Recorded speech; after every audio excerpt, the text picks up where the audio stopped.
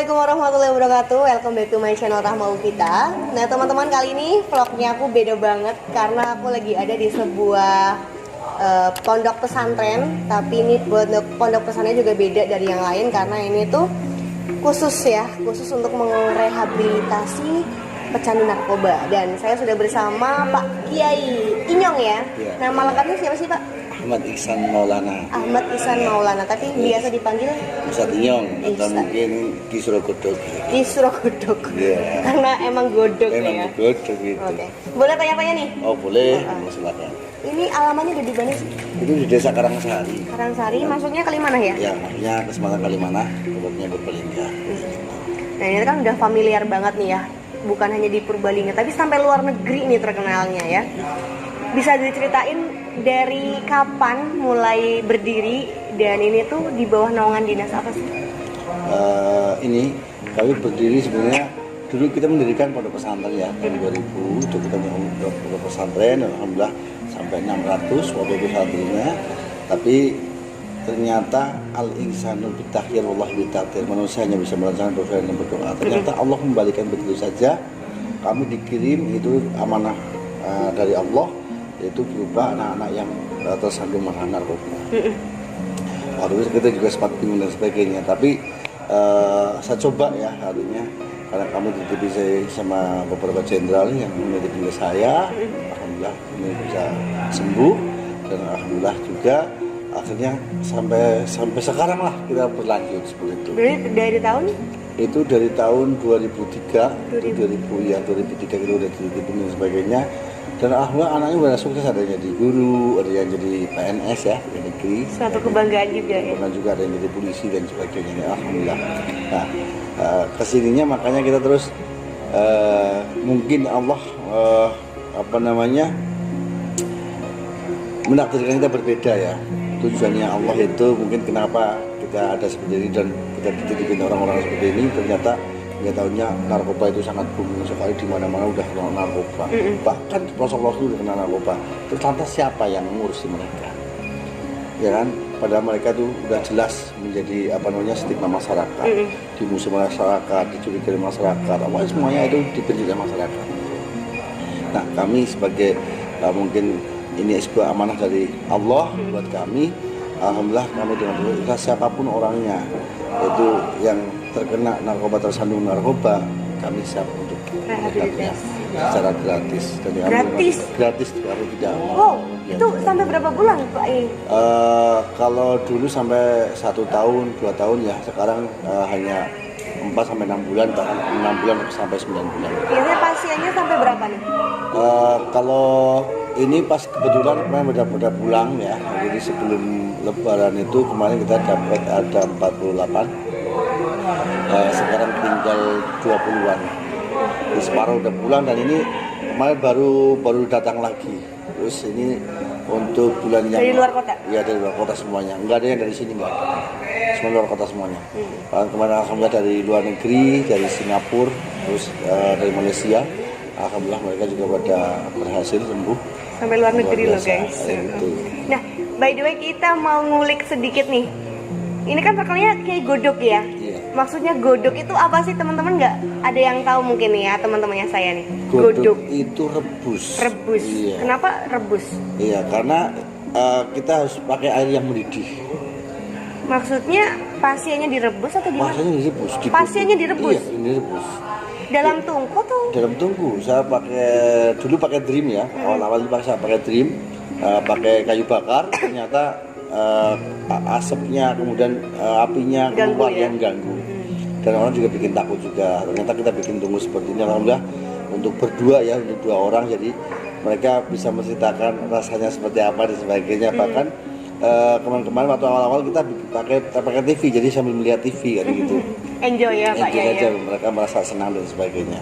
Seperti itu. Jadi kita berniat itu hanya untuk menolong saja. Karena kalau ini kita kebetulan tahun 2015 saya didatangi Ibu Menteri, itu Bu Khofifah, Menteri ya, untuk sosial. Maka kami diakui oleh Menteri Sosial, dinaungi oleh mereka. Jadi, dari Kementerian Sosial? Iya, dari Kementerian Sosial. Yang tadinya kami siapa, saya tidak bertuan, artinya saya sendiri dan Karena Buktinya mungkin siapa? banyak buktinya ya Pak ya, ya. Sampai kedengaran sama Ibu Menteri ini datang ke sini, Rabu ke sini tahun 2016. 2015. 2015. Iya. Oke. Nah, ngomongin godogan lagi nih ya Pak ya, ya. Itu kan awal mulanya kan emang pondok pesantren ya yang 600 santri itu ya. Itu sampai terbesit untuk godok itu inspirasinya dari mana, atau mungkin dari wahyu Gusti Allah atau gimana nih? Saya sebenarnya dulu sudah pernah belajar. Belajar itu saya belajarnya melebur ilmu hitam. Orang yang terkena santet, ya. Terus orang yang punya susuk tapi gurunya nggak ada. Terus orang yang punya indang ebek yang susah dibuang. Maka dulunya ini awalnya adalah rebusan ini adalah untuk merebus menghancurkan meleburkan ilmu kita, ratusan dan sebagainya. Akan tapi kesininya ya aku juga nggak ngerti ya, karena kita belajarnya waktu itu bagaimana kita untuk melebur ilmu hitam, ilmu santet dan sebagainya. Kesininya kita kebetulan itu waktu itu 2005 kalau nggak salah 2005 kita kedatangan itu orang-orang gila ya, sampai 30 satu mobil truk itu dikirim dari Dinsos itu sampai 30, itu orang gimbal-gimbal semua, orangnya nggak ada yang bisa tidur, ngoromen semua, ngomongin semua. Akhirnya begitu kita syukur semua tak bersihin, saya 3 hari untuk nyukur, syukur udah bersih semua. Terus saya berpikir karena letak semua ya, harusnya kaki dan semuanya, karena nggak pernah mati gila ya, gitu ya. Mohon maaf, saya akhirnya ya kita pakai pakai untuk bersihnya itu pakai alkohol itu. Saking ya. Akhirnya alhamdulillah bersih. Kemudian sudah itu baru seminggu nih saya berpikir ini apa kita godok aja ya, siapa tahu ini ada orang yang kena orang gitu kan, dan sebagainya. Saya coba satu persatu saya rebus. Yang habis direbus, yang tadinya nggak bisa tidur ya semua bisa. Loh, kok ini habis direbus, habis subuh kok nggak ada orang romet gitu, nggak ada orang yang ngomong sendiri, tadi lagi itu pada tidur semua.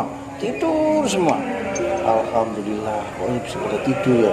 Oh ternyata ini ya kan, terus sampai pagi sampai siang dan sebagainya. Alhamdulillah begitu kita bangunin ya, setelah bangun biasa ya kan, tapi berkurang, ketawanya juga berkurang, terus ngobrol sendiri juga berkurang, kadang cuma sering melamun. Akhirnya rebusan 3 kali dia ada yang ingat orang tuanya, keluarga dan sebagainya, rumahnya Eling itu. Akhirnya kita anterin, itu anterin yang udah tahu alamnya pasti kita anterin. Awal mulanya gitu ya, jadi dikirim 30. Dan kita melihat anak yang sako ini, anak-anak yang sako kan nggak bisa tidur, gelisah dan sebagainya, bahkan menakutkan sampai menyakiti diri sendiri juga bisa ada ya. yang menyasar ini cuma pakai tehel itu ditutup, pakai ini diminum dan sebagainya. Nah saya berpikir coba ini supaya tenang dan tidak gelisah ya kan, karena ada yang halusinasi, yang merasa yang ketakutan sebagainya. Kita rebus, alhamdulillah begitu direbus 2-3 kali nggak ada yang halusinasi dan nggak ada yang sako lagi. Nah dari situlah kita 2007 kita patenkan, udah kita untuk rebusnya kita paten. Tapi nih Pak Yai, mungkin orang yang belum tahu nih ya, direbus itu bukan asal rebus kan, itu ada tekniknya dan juga ada doanya juga kan, jadi jangan ditiru juga. Oh iya, kalau yang nggak pada artinya jangan, karena kami juga belajar. Bukan hanya asal merebus kan Pak Yai? Rebus itu ada doa-doa khusus, ada ayat tawasul dan sebagainya. Ya kan, itu pun ketika mau masuk ya, orang-orang baru itu pasti saya di Fatihah dulu, kemudian saya doain dulu supaya tidak begitu masuk tidak ada kepanasan. Tapi kalau yang sudah biasa itu nggak mau didoain, udah mau mereka tinggal masuk aja berkali-kali nggak masalah. Bahkan kalau memang yang orang takut kan cuma hanya 2 menit ataupun 1 menit kan gitu ya. Tapi kalau yang sugestinya kita bahwasanya pengen sembuh dan tidak ada rasa takut, insya Allah ya dengan hakul yakinnya keimanan kita hanya kepada Allah, insya Allah air yang panas tidak akan melepuh dan air yang panas tidak akan merusak diri kita, seperti itu. Nah kata rebus nih ya, kata rebus kan beda sama ngengkum ya Pak Yai. Rebus itu kan berarti apinya masih nyala dong. Betul. Itu sepanjang dia itu masuk? Sepanjang, pokoknya saya dari jam 1 nih, mulai dari jam 1 siang mulai sampai jam 2 bahkan jam 4 pagi itu masih nyala. Durasi maksudnya berapa lama? Durasi- Apa tergantung anaknya? Tergantung anaknya, itu tergantung kesehatannya. Jadi kalau fisiknya bagus, maka bisa sampai setengah jam atau 15 menit atau 20 menit seperti itu. Tapi kalau fisiknya kurang bagus, paling ya 5 menit atau 3 menit atau bahkan 1 menit. Kalau udah pernah ketakutan itu pasti rasa panas. Seperti itu. Sebenarnya kayak gitu aja. Jadi tapi ini bukan hanya untuk apa namanya, untuk yang rehab yang narkoba saja ya, kan, tapi untuk apa namanya orang umum bisa, yang penyakit Yang apa tanpa saja bisa, uji. ya, terutama yang punya penyakit asam urat, kemudian yang penyakit apa namanya gejala stroke dan sebagainya, kemudian ada penyakit yang dalam, gitu kan, insya Allah itu bisa.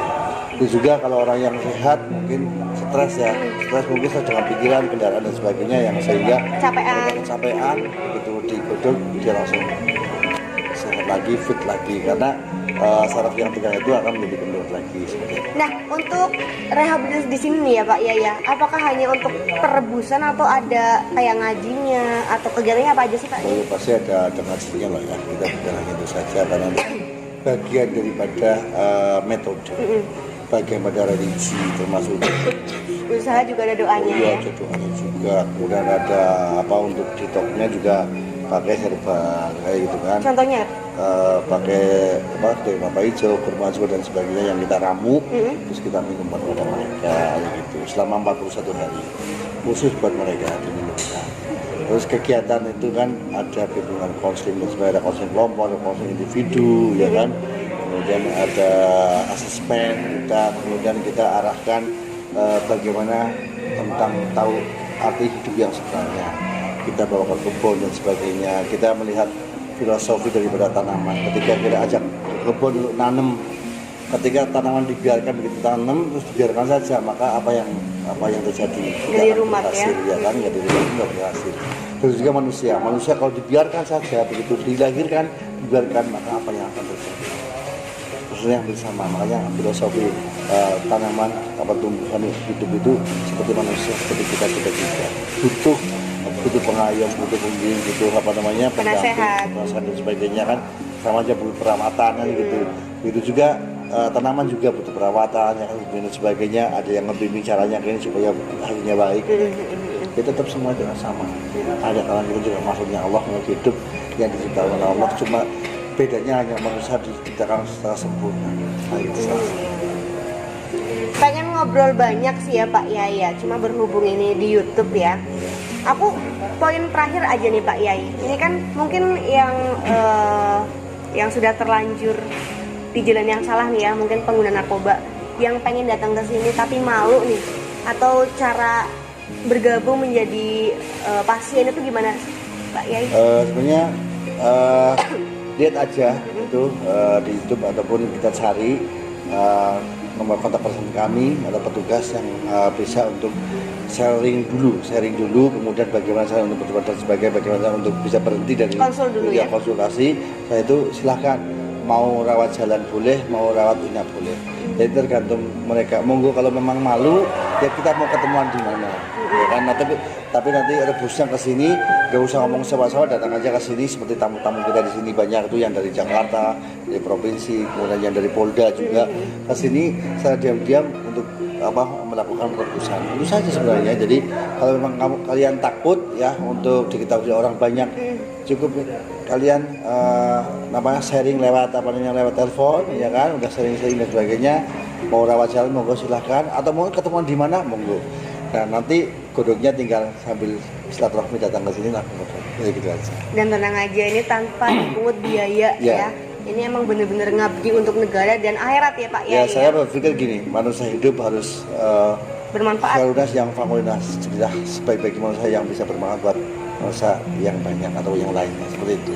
Kalau kami punya pedoman seperti itu, jadi semua Allah yang akan memberi rezeki, semua Allah yang akan memberikan semuanya, fasilitas apapun adalah Allah. Jadi kalau kita dikasih rezeki, jangan sampai rezeki itu akan membadakalani atau akan merusak diri kita sendiri. Tapi bagaimana caranya rezeki kita akan dijaga oleh Allah. Umat yang memang saya berpikirnya lintas agama, umat siapapun akan saya terima. Ras apapun saya terima. Jadi, agama apapun saya terima.